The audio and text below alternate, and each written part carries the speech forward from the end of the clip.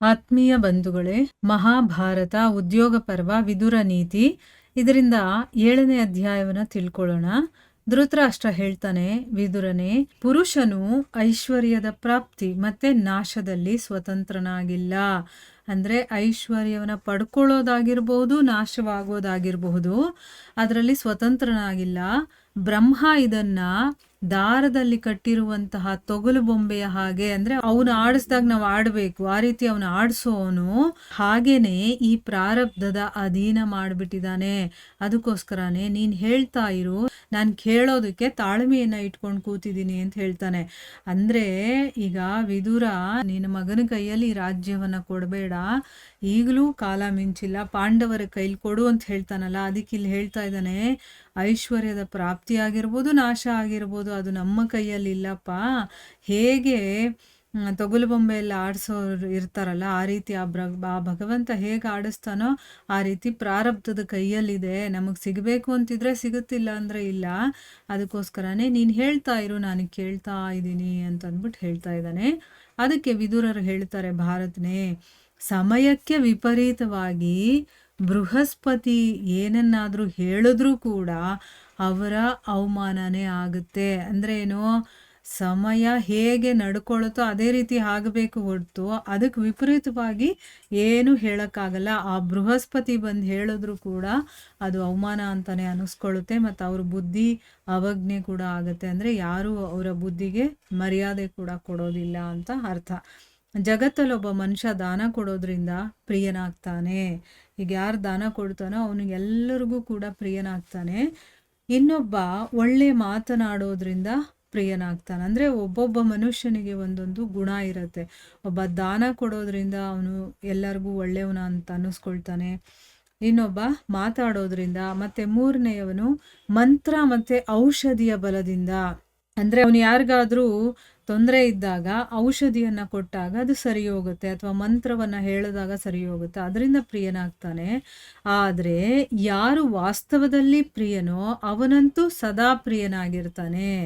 ಎಷ್ಟು ಒಳ್ಳೆ ವಿಚಾರ ನೋಡಿ.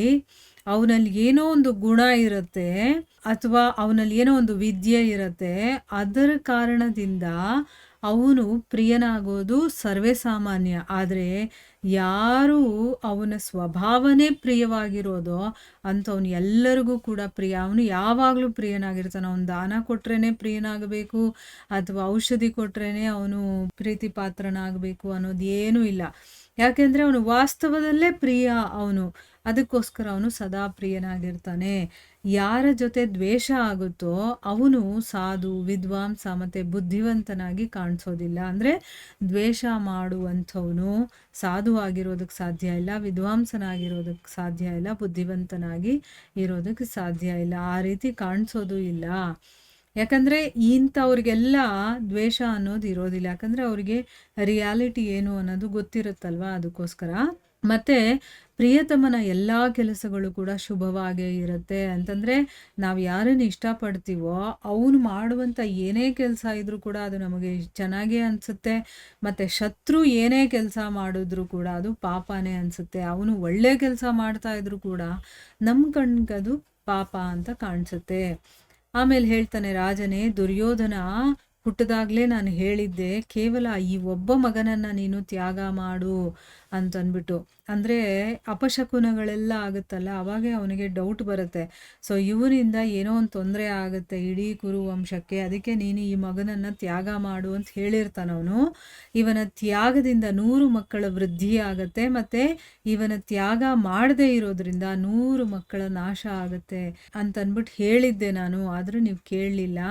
ಯಾವ ವೃದ್ಧಿ ಅನ್ನೋದು ಭವಿಷ್ಯದಲ್ಲಿ ನಾಶದ ಕಾರಣವಾಗುತ್ತೋ ಅದಕ್ಕೆ ಹೆಚ್ಚು ಮಹತ್ವ ಕೊಡಬಾರದು. ಅಂದರೆ ನಮಗೆ ಗೊತ್ತಾಗುತ್ತೆ ಮುಂದೆ ಹೋಗಿ ಇದು ತೊಂದರೆಗೆ ಕಾರಣವಾಗುತ್ತೆ ಅಂತಂದ್ಬಿಟ್ಟು, ಆವಾಗ ಅದಕ್ಕೆ ಇಂಪಾರ್ಟೆನ್ಸ್ ಕೊಡಬಾರ್ದು ನಾವು.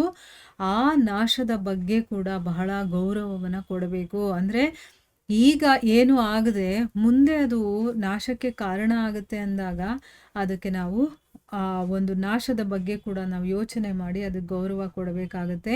ಯಾವುದು ಮುಂದೆ ಅಭ್ಯುದಯದ ಕಾರಣವಾಗುತ್ತೋ ಅದಕ್ಕೆ ನಾವು ತುಂಬ ಇಂಪಾರ್ಟೆನ್ಸ್ ಕೊಡಬೇಕು, ಗೌರವ ಕೊಡಬೇಕು ಅಂತಂದ್ಬಿಟ್ಟು ಅವನು ಹೇಳ್ತಾ ಇದ್ದಾನೆ.